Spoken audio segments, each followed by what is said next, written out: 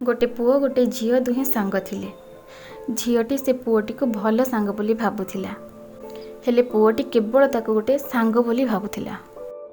दुहें परस्पर सहित एसएमएस रे खाली कथा होथिले।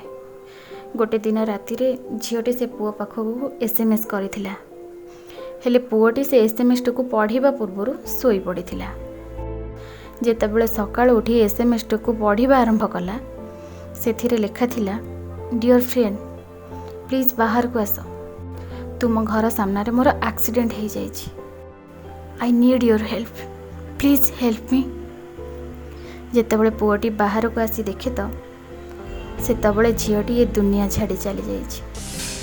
हेले सांग माने तुमे दिनटी जेते भी बिजी रुह ना कहीं, जदि केबे क्यों सांगर एसएमएस किबा कॉल आसिला ताले ताको जेमिति हेले भी रिसीव करिबाटा ही उत्तम परिचय हेबो, जहा द्वारा कहार ना कहार जीवन तो बची जीवो।